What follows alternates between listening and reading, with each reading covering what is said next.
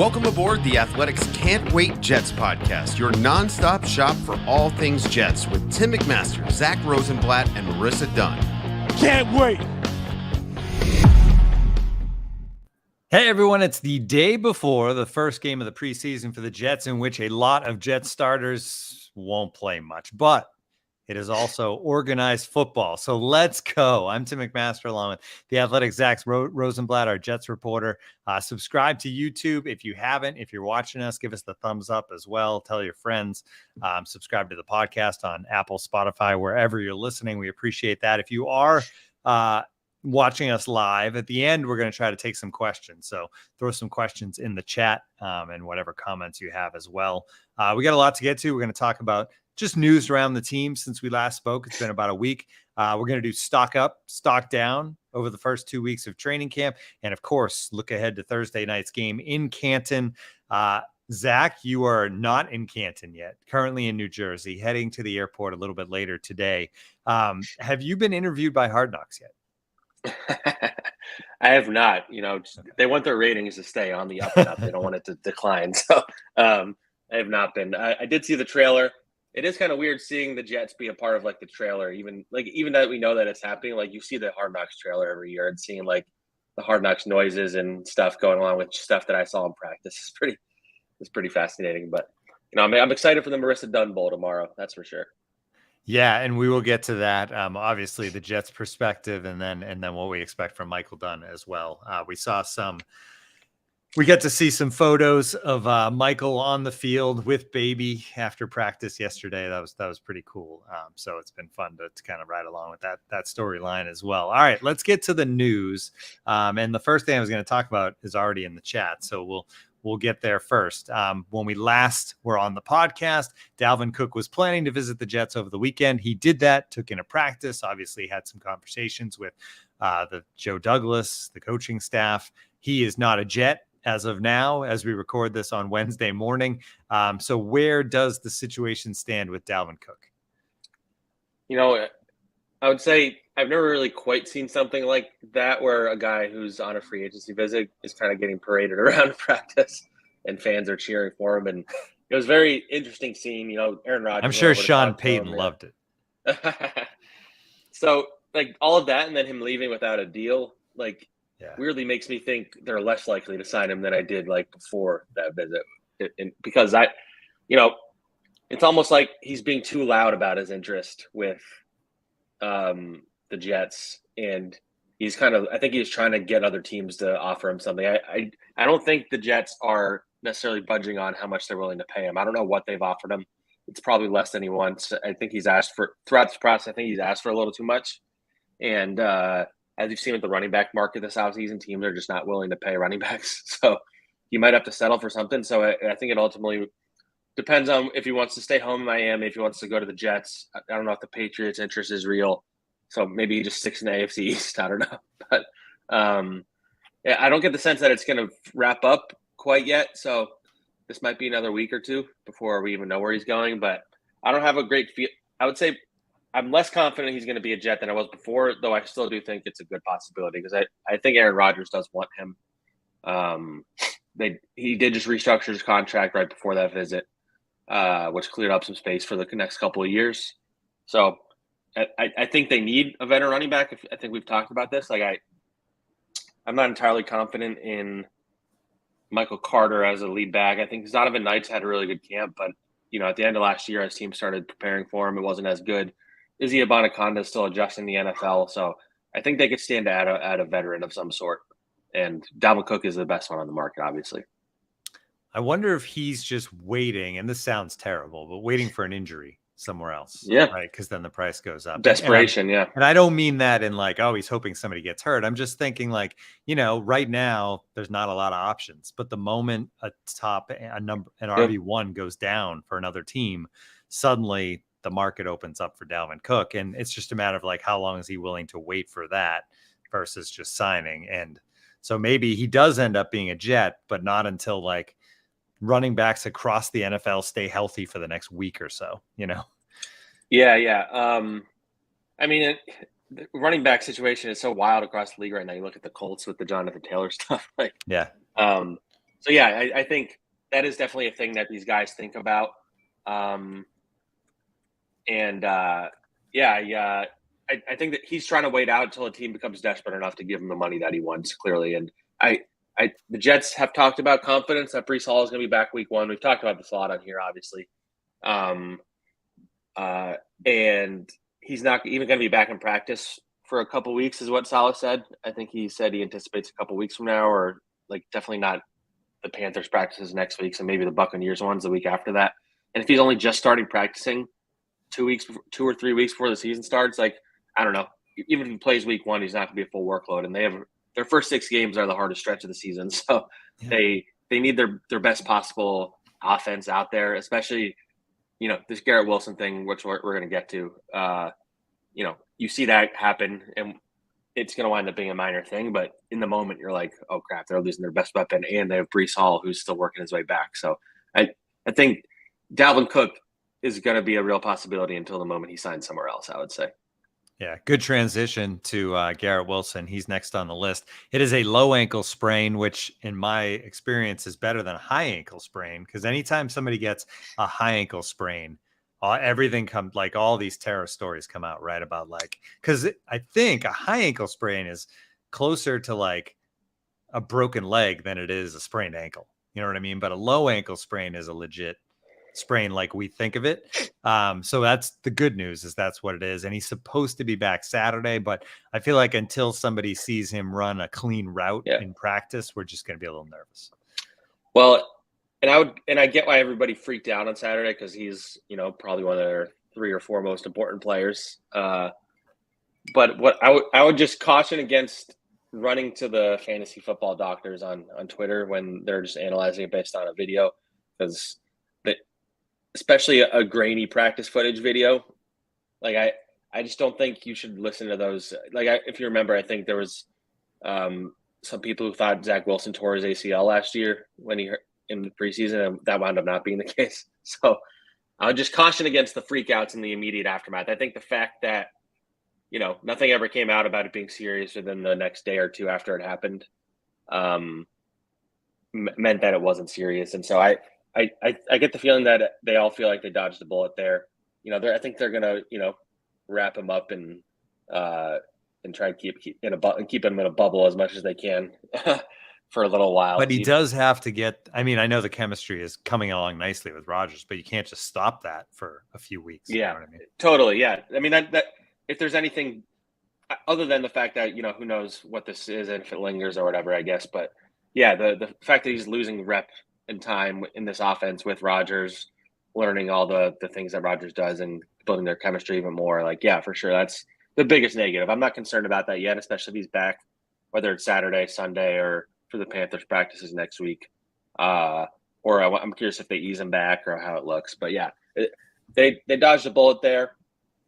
And my immediate thought, even though ironically Corey Davis was home because he was sick that day, but my immediate thought was, okay, if they lose Garrett Wilson, then having Corey Davis in the building is not the worst thing. So, and I think Corey's looked pretty solid in camp so far. It's gonna be interesting to see how they use him and Alan Lazard and stuff. But yeah, so they have depth at receiver, and it's for reasons like this. If you lose your best player, like who's going to fill in? And so, McCole Hardman has had some injury issues in the past too. Corey Davis has been injured a lot in the past. I think Alan Lazard's been pretty healthy. Randall Cobb's older, so these are not a lot of guys that like get through a full season necessarily. So the depth is a good thing for sure. All right, one more in the news and notes section, and that is a week ago we said goodbye to Denzel Mims. We all kind of shed a tear here on the podcast. This week we say goodbye to Quan Alexander, who was randomly one of the big stories of this offseason, Zach, whether or not he would return to the Jets. He is going to the Steelers. He has signed with the Steelers. So now we can officially say goodbye to Quan. Yeah. It's as soon as I saw the news, I knew fans are not going to be thrilled about it. But like I've been saying this whole time, if the Jets really wanted to bring him back, they would have brought him back. Like he was sitting there the whole time. I didn't see what he got from the Steelers. I'm not sure if that was available yet. Let me pull up over the cap to see real quick because I'm curious what they paid him. Let's see here. Oh, that doesn't list it. I imagine it's going to be something like the minimum. And the Jets seem to really be committed to giving Jamie Sherwood a shot. He's a guy in his third year. He's been in this defense all 3 years. They believe in his athleticism, his ranginess. He's still developing. The third linebacker ultimately is on the field not very much because they run a nickel a lot. They play 3 safety sometimes. So the third linebacker position is not that important. I think the depth is definitely an issue at linebackers. If you lose C.J. Mosley or Quincy, I think that's a problem. But they're giving Jamin Sherwood a shot. They're trying to see if Zaire Barnes, the kid they drafted in the 6th round, has anything. So this is what they're rolling with. I mean, maybe they'll bring a veteran in at some point, or maybe when the cut downs to the 53 happen, there's somebody out there they claim. But yeah, ultimately Quan, they decided to move forward without him, and the fans were obsessed with him. I never quite understood why. I mean, he has like the energy of a player that you'd like, and he was a solid player for that last year. But ultimately, if they liked him enough to bring him back, they would have brought him back because he was sitting there the entire offseason. So, yeah, it's telling. All right, Alfonso Austin Rivera points out that we incorrectly said Twitter, which we're not allowed to say anymore. I will not be calling it X. I'm sorry, Alfonso. We could get into a whole thing about like how you would trash a brand that had taken over the world and like become part of everyone's language. But anyway, by the way, just to touch on this real quick, because we were talking about this at Jets the other day because the logo changed now on Twitter, obviously. And I can't find it on my phone, by the way. Yeah. I can't visually the X on my phone is invisible for some reason. But what somebody said was they keep thinking they're getting alerts from The Athletic when they get it because it's like black with like a letter in the box. I'm like, maybe this could be like I compared it to when U2 had their album automatically put in everybody's phone. Like, maybe people just automatically get Athletic notifications, and that'd be good for us. It actually caused me this tip for pro Athletic users, but you can change the color of the Athletic icon. Oh, can I didn't know that. Yeah, if you go into settings, you can make it there's like 20 colors to choose from. Oh, so I made it maroon, just so I wouldn't confuse it with X. So there you go. If people are interested. All right, moving on. Stock report time. Stock up and stock down. We'll do up first. We'll start positive, then we'll go to the down. Stock up. This one, obviously Aaron Rodgers in general for this team is stock up, but in your article, and people can check it out on The Athletic, regardless of what color your Athletic avatar is, you can check out Zach's great stories, and you can do it for $1.99 a month, theathletic.com/can't wait. So, but this stood out to me that you had stock up Rodgers' relationship with Tyler Conklin, because we've heard about, obviously, a lot about the other, Garrett Wilson and how he's connecting with different players, but I hadn't really thought or seen much about Tyler Conklin. Yeah. So before I touch on that, just real quick, I should my initial stock up was Rodgers' commitment to the Jets. Yes. And yesterday he had a quote which fans obviously love, where he said, "This is going to be a few years partnership." So when he was talking about, brings up the age-old debate of what is a few versus a couple, right? In my opinion, a few is at least 3. Yeah. But yeah, so we were kind of joking among the media. Like, it seems like every time he talks now, he's adding another year on how long he's going to be staying. The contract is pretty clear to me that he's going to stay at least 2 years, unless this year's an absolute disaster, which obviously can't be completely ruled out. Or a championship, right? Or a championship. Yeah. But I even then, I wonder if he would want to go off to the sunset or if he would want to try and get another one. But yeah, anyway, I just wanted to touch on that real quick. But yeah, for the Conklin part, yeah, I mean, Rodgers has always been good with tight ends, and Conklin was a training camp star last year, so maybe this is just like his time to shine going against the Jets linebackers and safeties and stuff. But yeah, they've really had a good connection. I think in the red zone, he's looking for Conklin. Conklin's made a lot of really good plays, and Rodgers is really good, especially in the short to intermediate area of lasering in a quick pass into a tight window against a heavily covered guy. And that's kind of like the sweet spot for a tight end like Conklin, who's not really going to go deep very much. So I think stock is up on Conklin with Rodgers because I think they have a budding chemistry, and Rodgers likes using the tight ends quite a bit. CJ Uzomah's back in practice, so I'm curious to see how that group will look. Jeremy Ruckert is, I think he's on an up and down camp. I don't think it's been perfect. He's made some plays. He's had some drops, but Conklin to me is still the clear tight end one. All right, Jermaine Johnson is a beast. Yeah. I think we might have touched on this last time, but yeah, he's still just every practice seems to get to the quarterback. I imagine he'll play on Thursday night against the Browns. I'm not 100% sure, but I imagine he would.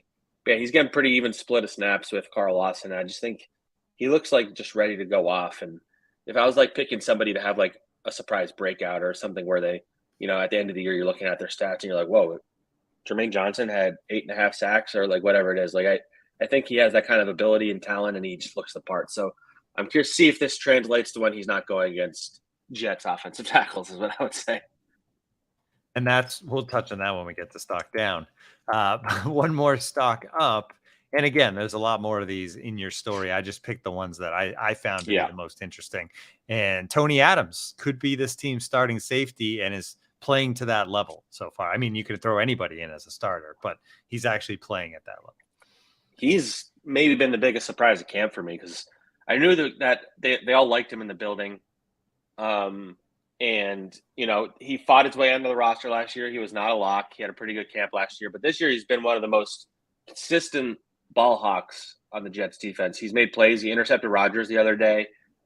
Saleh was interviewed by Kay Adams, and she asked for a player that's stood out. And he usually doesn't single out people. And he couldn't help himself when he said Tony Adams. And you hear what Jeff Ulbrich had to say about him yesterday. He's just raving about all the different things he can do, his versatility, and you talk to Tony, and he just he had a press conference the other day, and he's just he has so much confidence that I don't remember seeing. I think maybe he was a little more nervous last year. So I did not expect when they lost Chuck Clark and Adrian Amos was signed right away that they would have a legit competition for that second spot. Amos has been in the league a long time. He's been pretty successful. Tony Adams is an undrafted kid. If the season started tomorrow, Tony Adams is 100% starting next to Jordan Whitehead. And at this point, it would take Adams not looking good in the preseason, which is possible. It would take him not looking good in the preseason and not have that job, or at least get on the field quite a bit. So he's been a very pleasant surprise. And if you found a starting caliber player in undrafted free agency last year, that just continues the run of Joe Douglas deserving kind of some credit for finding diamonds in the rough there. I mean, Bryce Huff is an undrafted guy, and they second round tendered him this offseason. I think there's a couple. I mean, Jason Brownlee, who I'm sure we're going to get into, is a guy this year I think might be legit. I feel like there's a couple others I'm blanking on that people can include in the chat. But he's been very impressive, and as of now, I'd be surprised if he wasn't starting week one. All right, stock down. And this could go one way or the other, probably starting Thursday night, but Mekhi Becton. Yeah, I mean, look, he was always going to be, I think maybe everybody thought he would come in day one, including myself, to be honest. Thought he would come in day one because of all the stories we saw about the shape he was in, how much weight he lost, that he'd come in day one ready to go and would come out and prove that he deserved a chance to start. But the reality is he still is not completely in football shape. It's been a while since he played football. His knee is still not 100%, or at least, if it was, he wouldn't need a rest day to help recover the knee the other day. So I think it's taken him longer to get back to where I thought he might be at the start of camp than I expected. And so that's why he's not really a part in my mind, because he's only gotten second team reps throughout camp when he even practices. He has not been a legit threat to start at left tackle against Dwayne Brown. He's not even practicing. So I think it would take quite a good preseason from Mekhi to be really thrown into the mix. Saleh made it seem like it's a long journey ahead before they even feel comfortable. So, Mekhi, maybe we'll get into it more when we talk about the preseason game. So I won't cover everything here, but I guess I expected him to be more a part of the competition, and that's why I said stock down for him. Yeah, that makes sense. Not going far from Mekhi, the rest of the offensive tackle. Yeah, it's kind of been the storyline of camp so far. Billy Turner and Max Mitchell have been flip-flopping left tackle, right tackle. And with the first team, I'd say Billy Turner has struggled quite a bit against this D-line. Max Mitchell has had some ups and downs. The second team guys have been Carter Warren, Yanni Kajust. They've got him Greg Sinnett, who was on the roster last year on injured reserve. He's gotten some reps. And maybe Adam Pankey or something like that has been with the third team. But it's been rough. Starters, reserves at tackle. The defensive ends are just kind of winning that battle to a pretty extreme degree. And as Taylor DeGava just asked, is the D-line that good? Is their O-line just that bad? And that's kind of what I've been saying. This is the time of year where it's hard to figure out those things. Like, is a position group dominating because they're that good? Is it because the group they're going against is bad, or is it a combo of the two? And so I think you've seen over the years, like Jets receivers going off in camp because Jets corners were so bad for so long. But this group hasn't inspired a lot of confidence. And I think Dwayne Brown kind of changes the calculus a bit. And once he gets back, I'll feel better about this group. But you're still relying on a 37-year-old guy coming off a shoulder injury. So if Dwayne Brown can't play the level I think he can, then I think it'll be fair to wonder why Joe Douglas didn't make a bigger splash trying to upgrade the spot, or maybe at some point they move ABT to the outside or something like that. But yeah, as of right now, it's a concern. I think it's just too early to completely sound the alarms. We technically are only 2 weeks into camp, even if it feels like it's way longer. They've spread it out, so there've been a bunch of rest days. So I think once we get to the joint practices next week in Carolina, that's when I'm going to be able to be like, all right, this is a problem, or this is not a problem. All right, one more stock down, and I'm sure we'll do more of these as camp moves along. But Tim Boyle, who's supposed to be the third string quarterback, you know how we feel about that here on Can't Wait, but Aaron Rodgers feels differently.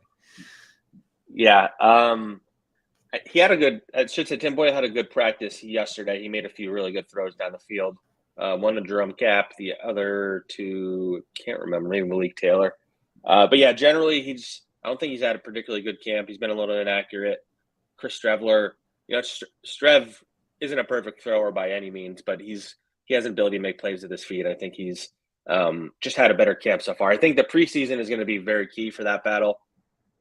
More than anything, though, Rodgers is comfortable with Boyle, so that'll help. Because the QB3, the new emergency quarterback 3 rule, I think there's been some confusion about this, but the third quarterback needs to be on the roster, the active roster, in order to use them as your emergency. You can't just do a practice squad elevation. So if they're going to do a quarterback that's on the team right now, it'll be Strevler or Boyle. And Boyle is still the favorite, even if I don't know if that's necessarily the case. But I think they'll be able to get Strevler through to the practice squad. And then, if they really wanted to elevate him, then they can.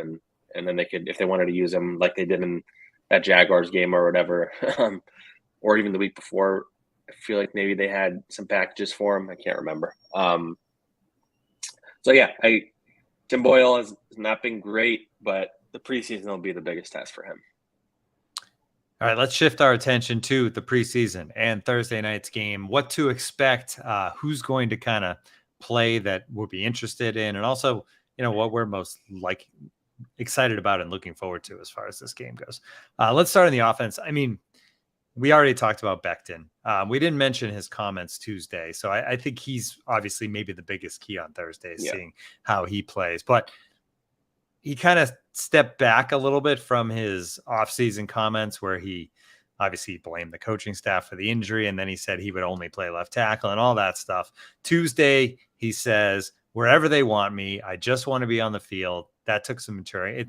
That's the big thing for me. I just want to play. So at least somebody got in his ear and told him to say the right thing, even if he doesn't think that right now.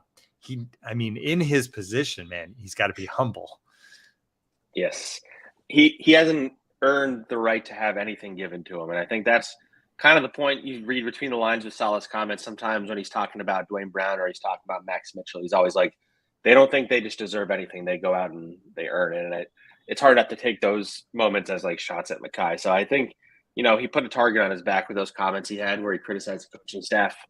He seems to be in a good place mentally, emotionally, physically. He's in a good place. He's down to 350, which is the lowest he's been since college. I think he was at like 400 at one point. That's a pretty significant weight loss. But he also couldn't help but there's a comment he had about how going into last season, he got the wrong surgery. He should have gotten the 6-month one, but he got the year one or whatever. So he's still I'm not saying he's making excuses, but I don't know. He still has so much to prove. And this preseason game on Thursday is going to be huge for him. I'm sure it's a big moment for him personally because he's been so long since he's gotten a chance to play football. He played one game 2 years ago and none last year. So I'm I'm very curious to see how he looks. And I think there's been a lot of like hubbub about the idea of him getting traded at some point. And I think it's fair to think that's a possibility. I think there are people in that building that, were rubbed the wrong way by some of the stuff he said. I think they like the kid and they think he works hard and all that stuff. But ultimately, he hasn't proven anything. He's a guy that was a first-round pick. He's tantalizing prospect, big, athletic, strong. I think there would be some teams that'd be interested. I don't know what they'd be able to get for him, but if he plays well enough in the preseason, then does that mean they're more likely to want to keep him, or do they want to dangle him to get draft picks like that? That's going to be one of the storylines for me. I'm keeping an eye on between now and the start of the season, I would say. Yeah, and that was actually one of the questions out of the chat was, would they actually trade him? So we could. Would they? Yes, I would say yes. I think they would. Will they? Will be the question, and I definitely think there's a chance that they do. Yeah, Alfonso Austin Rivera was curious about that. So good stuff there. All right, the other key guy, I think, at least on the offensive side, is Zach Wilson. We get to see Zach. How much Zach are we going to see? Have they talked about that, Zach, much about like, is it a quarter? Is it a half? Salo said he wasn't sure yet. I'm sure they are sure, because I imagine they don't just decide that the day of. So, yeah. So if Makai's playing 20 to 25 snaps, maybe it'll be something like that. I would say Makai is more because they're trying to ease him back, I think. But, so 20, 25 snaps, depending on how long a series is, that would be like 1, 2, 3 possessions. I would say maybe he's out there for the first half or the first quarter or something along those lines, like a regular preseason type situation. I would play him a bunch, but you have to factor in they're not going to play AVT, they're not going to play Connor McGovern, they're not going to play Laken Tomlinson. I think Max and Billy Turner, because they're battling, are going to play. Makai obviously is going to play. Joe Tippmann, Wes Schweitzer, Carter Warren, so they have like guys that are going to be out there blocking, but. I'm assuming the Browns' big pass rushers aren't going to play either. Yeah, so exactly.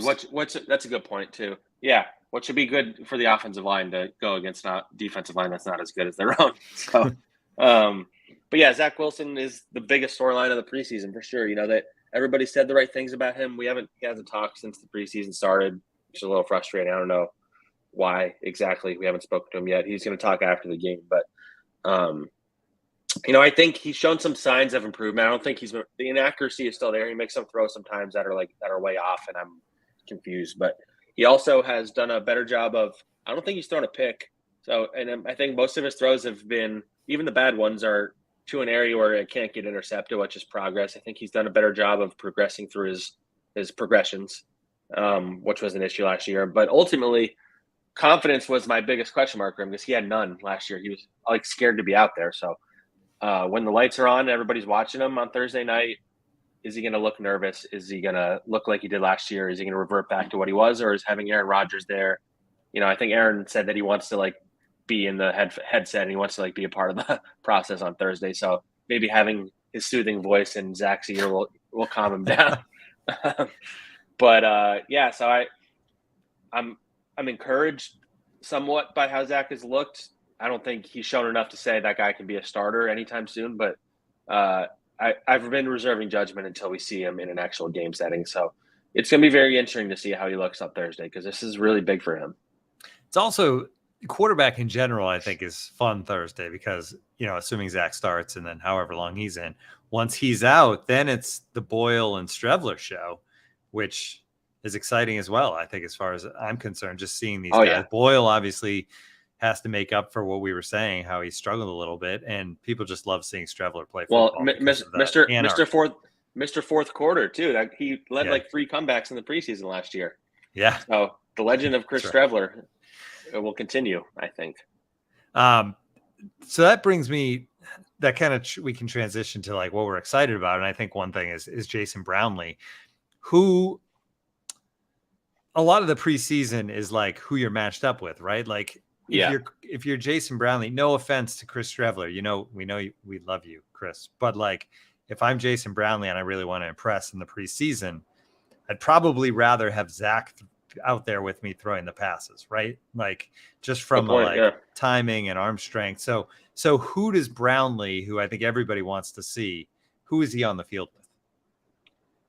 I mean, he'll probably be on the field with Zach. He might even start because I don't think Garrett obviously won't play. Lazard, I imagine, won't. Cobb won't. Hardman won't. Corey Davis, I don't think would. So there's not much left there. So it's basically the UDFA wide receiving core. Yeah. So, I mean, and these guys have gotten a lot. These guys, him and Xavier Gibson, have both been getting reps with Rodgers, Wilson, and the third stringers, which I think is on purpose because if they do make the team, they need to have like some practice them. But I think that's why I'm so high on Brownlee because he's making his plays with everybody. Yeah. And he had we were talking about this before the show. Anyone who's in here knows about his catch yesterday, I'm sure, because it was all over Twitter. But it was one of the best catches I've seen in a training camp practice. It was a deep ball down the field from Zach Wilson, by the way.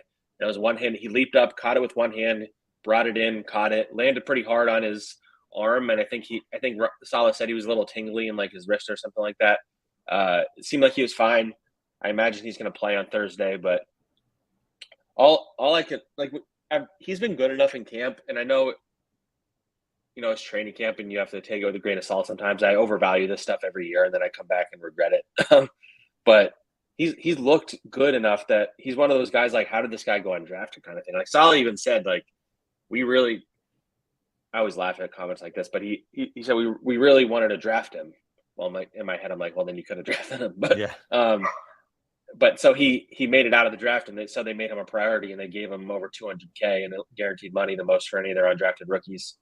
But yeah, he's got some legit talent. I think he's got some athleticism. He can jump. He can run. He doesn't really drop anything that I've seen. So I'm very curious to see if it translates to the preseason because you think he's not going to be going against great, like the number one corners on any of these teams. So he's, outside of Zach Wilson and Mekhi, I think he's pretty easily the number one I'm most curious to watch, see if it translates. Xavier Gibson also is another one. He's really he's like 5'8", 5'9". He's shifty, speed. He'd be a returning option. Like I don't think he has a path to the roster necessarily, but if they can sneak him through the practice squad or whatever, like he's going to be one that I'm interested to see play too because I think they can get him going on some gadget type plays or you're handing it off to him or whatever it is. Yeah, that'll be fun. All right, defensive side of the ball. There's so much depth at defensive end on this team, and we kind of know about the guys that played plenty in the past, but I want to see the guys that haven't played as much, right? Jermaine Johnson, who we talked about, stock up. He's a beast. Will McDonald, the first round pick. I know once the season starts, he's probably like a role guy at this point in his career as he develops. And then Michael Clemens, and we got to talk about Michael Clemens' comments. Oh, yeah. I mean, he's kind of a man of few words, but man, they're good words. He's so fascinating, and he cracks me up. Like his we hear who we're going to get at the press conference after practice at some point, either during or before practice. And as soon as you say Michael Clemens, you're like, oh boy, here we go, because you don't know what it's going to be. Because I don't know if any of you haven't watched this press conference, I recommend going and watching it because there's nothing quite like it. Somebody will ask a question, he kind of like stares for like what feels like a minute, but is actually just like a second or two, and then he like repeats the question, and then he like will either give an actual answer or he'll just be like, I don't know, or yeah. I feel like he's definitely been trained. Yeah, I also think so. Carl Lawson, what somebody tells you to do is to take a second and think about it. But Carl Lawson also said last year that he's a really good actor because he's not quite as like what you guys think he is, but he's just like he's like I don't know. He's so like dry, and I mean, he's such a deep voice, and he's this huge hulking man. And people were asking. So walking into camp, he had like Lucille, the bat with the barbed wire wrapped around it from Walking Dead. So he was getting kind of grilled on that. And somebody asked him like, "Do you watch like Walking Dead?" He's like, "Yeah, I've seen every episode." And then somebody asked him like, "So is the bat like still in the building? Like, have you hit it somewhere?" He's like, "Let's calm down. Let's not talk about that." It's like put his hands down, but he like said it very quietly. And then the moment of the press conference that fans absolutely loved, and I knew as soon as he some of the questions were about like, does he like how much fans are obsessed with him? Like, does he see on social media everything everybody's saying about him? He's like, he's a star of all the Jets social media videos because he just seems like so like, I'm not doing that kind of thing, but he's like doesn't say anything. It's just Michael Clemens. Like they did this beer pong thing where they had bounce it off like two things into a cup. And so they were showing like all the players trying to do it. And Michael Clemens does it. He misses like the first 2 times. Then he just walks up, grabs the ball, walks up to the cup that it's supposed to go and drops it in and then walks away because he was just like so tired of doing it. And so I actually asked one of the social media girls who works for the Jets the other day, like, so do you guys like seek out Michael Clemens for that stuff? And they're like, yeah, because he's so like entertaining to us. But yeah, so towards the end of the press conference, which I don't think the Jets put in their video of it, unfortunately, otherwise we might have shared it here. He was asked, like, what do you want to show in the preseason game on Thursday? Like a longer pause than even usual, to the point where Connor, who's not good at like uncomfortable long silences, such like just like the first thing that comes to your head. The first thing that comes to your head, even though I think he was getting there anyway. And so I forget the exact quote. I think it was, so what do you want people to see on Thursday? He's like, that the Jets got a fucking monster, he just said. And that was like the end of the press conference.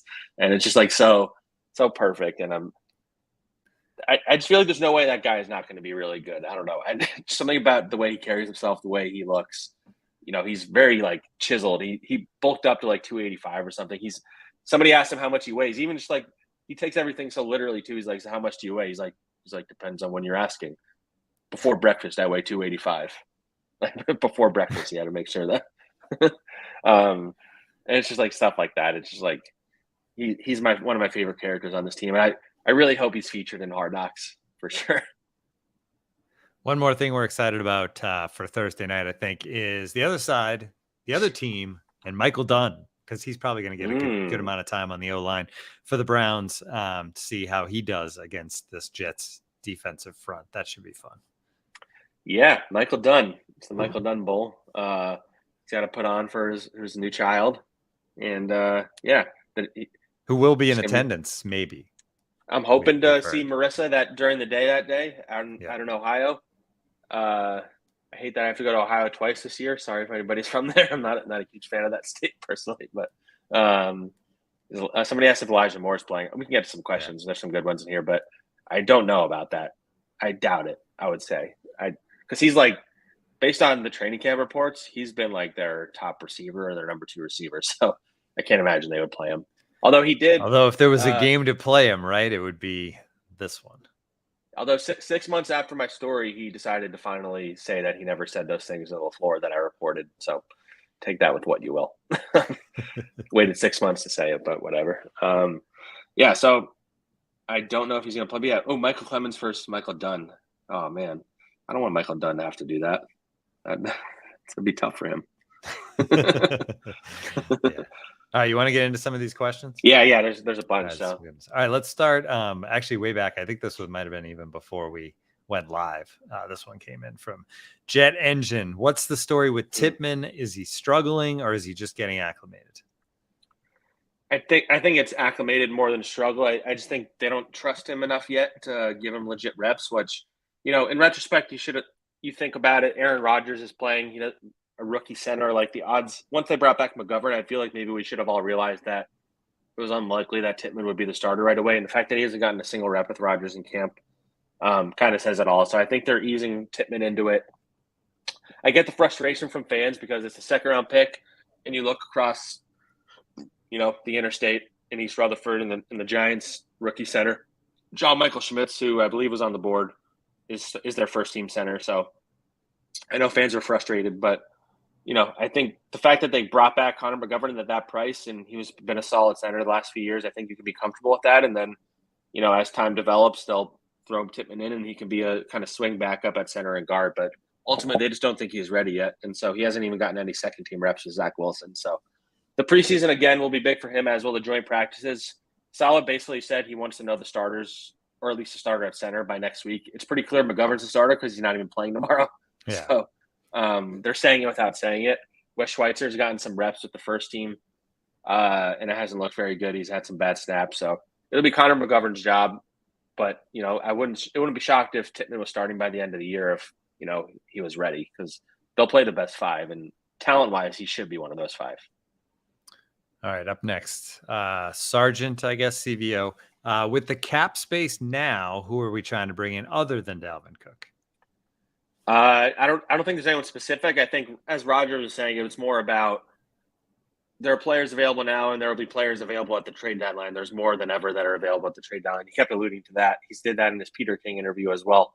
And so it gives them more flexibility if they want to go and make a win now move at the deadline, which a lot of the best teams do during the season. The Chiefs did with Kadarius Toney last year. The Eagles in 2017 traded for Jay Ajayi late in the season. They traded like a third-round pick. And so this gives you the flexibility. You know, they didn't really have operating room in terms of money. You need to go into the season with, you know, I'd say more than $10 million for sure, because you both have the cost of elevating guys from the practice squad when guys go on injured reserve and you replace them on the roster, when you're signing free agents or releasing guys and the dead cat hits you take. Like, you need a little bit of breathing room, and the Jets, you know, I think they have something like $15 million, and I think that should be enough. Maybe they restructure CJ Mosley at some point. But yeah, I would say maybe the trade deadline would be more the thing I'd be looking at than a big splash right now. All right. Jet to Angel says, can you talk about Corey Davis? I know he was sick, or he is sick, but he also missed OTAs. Seems unusual. He had a kid, I believe, in the OTA stretch is why he wasn't there. So it wasn't like he was holding out, is my understanding. And then, yeah, he did get sick. He returned to practice yesterday. And yeah, I think they like him a lot. And he even said that the whole situation, he had him questioning if he was going to be back here, but he's here, and, you know, maybe he's a trade chip down the line, but I think right now they like him. And I think, as I mentioned earlier, the depth is important.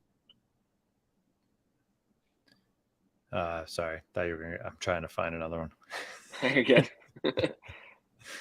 I saw a good one about my hats.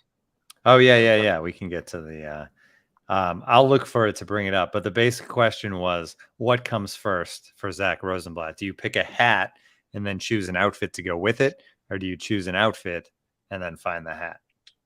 It's a great question. I'm at my brother's place right now, so I can't show you my hat wall.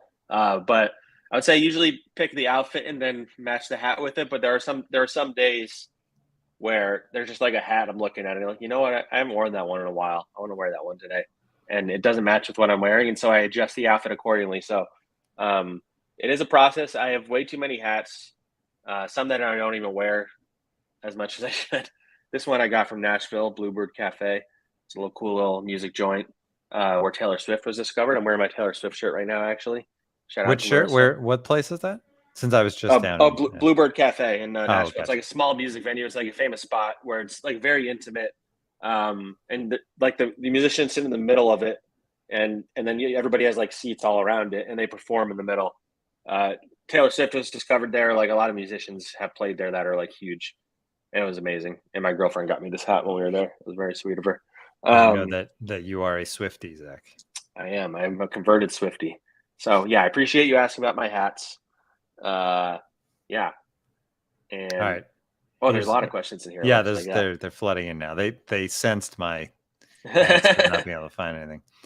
DJ Reed has shown up a lot so far. Does he make another jump and be even better than he was last year?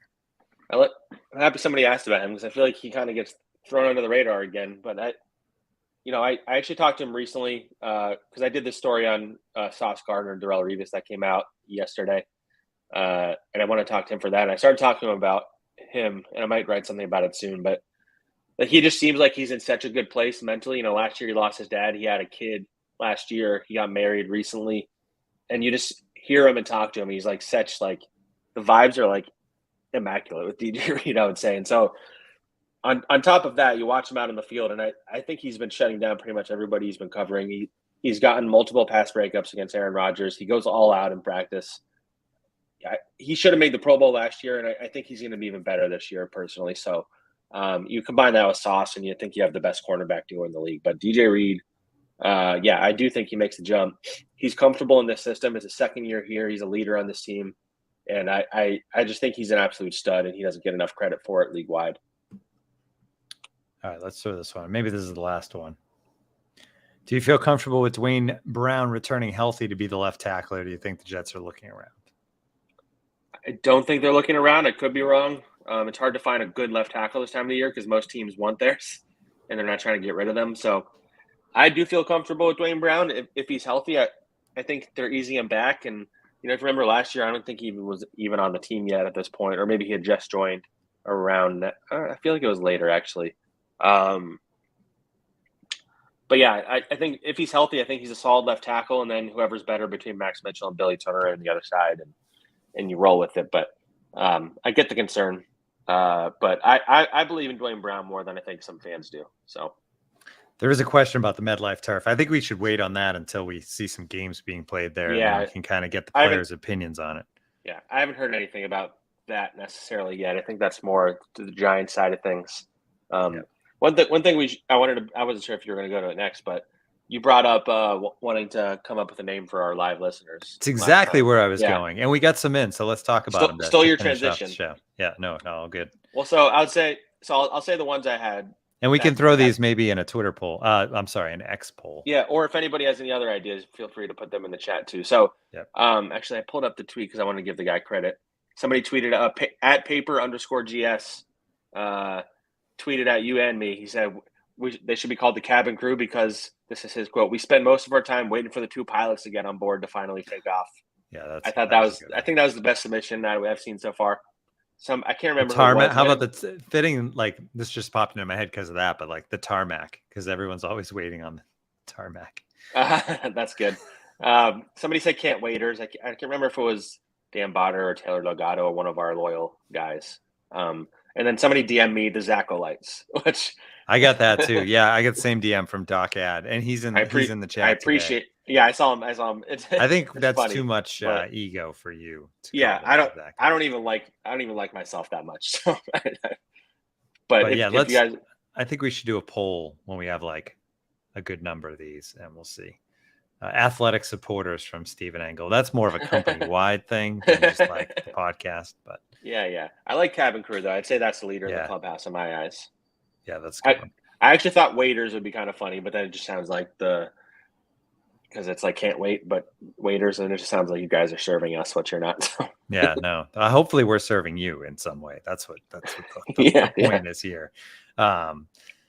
This one to get you excited about Ohio. Zach, before we say goodbye, Stephen Engel driving on Route 80 through Ohio is 3 hours of staring at farms and cell towers, which is actually no different than driving through the middle of Pennsylvania. True. I'll just share real quick. I was telling you guys about this. I won't go into too much detail, but I was in a long distance relationship with somebody previously, where she was living in Akron at the time, becoming a vet, and I was living in Jersey City covering the Giants, and so I spent way too much time in Akron. I would say like more than anybody who doesn't live there should spend there. People are now Googling Akron veterinarians. I don't think she's a famous veterinarian or anything. I haven't talked to her in a while. I don't know. Anyway, I spent a lot of time there in Akron, and I'm sorry if anybody in here is from there. There's nothing going on there. It's like shopping malls and chain restaurants, and it's pretty awful. And I have to stay there today. I have to be in Akron later. 2 nights in Akron, right? 2 nights in Akron. Yeah. 2 nights in Akron, which I never thought I would step foot in Akron again, but here we are. And, there you go. You got a little peek inside my personal life, guys. And I have to spend it with Connor, too. I have to drive in 30 minutes. I'm on the same flight as him, and I have to drive for 30 minutes in a car from Cleveland to Akron with him. So pray for me. I was discussing this with a coworker, and we're still at 48 minutes. We're not going too long. We can go into nonsense. If people are still here, then they're loyal. So yeah. I was having a discussion with a coworker about travel with people you work with and how to handle it when you show up at the airport and you see like, oh, that guy, I work with him. Should I go say hi? Should I pretend to not notice they're there? Because this person went through an entire experience of like getting to the airport, clearly seeing someone, they saw him, but like, and he was willing to like have a conversation, but the other person clearly was not. And then getting on the plane and not sitting that far from the person. And that continuing, and then arriving at the hotel, and upon hotel arrival, the person was suddenly like, separate cabs, suddenly like, hey, like, oh my God. It was like a personal rule where this person refused to accept that they were with a coworker through airport, flight, separate cabs. But the moment arrival at the hotel happened, it was like, okay, now we're officially here. We can talk. Some people just treat it that way. It's okay. That's like obviously you can't do that with Connor. No, he would not allow it. He wouldn't make that possible. Yeah. I think that to the degree the person you just described, that was like a little too extreme. There's definitely days where I don't feel like talking to anyone when I'm flying. So like I can see that, but especially if it's like a 7 a.m. flight, you're like, I'm just gonna put the rim of the hat down. And one thing that I always get happy about is I've had multiple times where Can't Wait listeners came up to me like either before a flight or they were on my flight or something like that, and I always love that because we love everybody who listens to the show. But that's great. Connor Hughes coming up to me. I'm not. You're flying out of Newark, right? If anybody's going to be in Newark, flying out of Philly. Flying out of Philly. Actually. Flying out of. That's right. Yeah. If you're in the Philly airport today, look for Zach. Yeah, exactly. Unless you're a Birds with Friends fan. Or look for Connor's redhead, and then you'll probably see us. Yeah. All right. Good stuff. If something insane happens during the game tomorrow night, we will reconvene for a kind of like emergency reaction show. But otherwise, it's the preseason. So we'll be back next week and we'll talk about this game and get you ready for the next one then. But like I said, if Zach Wilson throws 4 touchdown passes in a quarter, 3 of them to Brownlee, who makes a catch spinning over his head, something like that, then we'll be here to react to it. The next pod will probably be from Spartanburg, South Carolina. That's right. Yeah. Because I'll be there. That'll be better than Akron. I'll be there Tuesday night, I think. So, yeah. Remember your microphone. Good point. All right. If you want to join The Athletic, you can do it for $1.99 a month for a year. If you're not a subscriber yet, go to theathletic.com/can't wait. Again, we'll be with you next week. Enjoy the game Thursday. Football is back, Hall of Fame style in Canton, Ohio. We'll talk to everybody next week.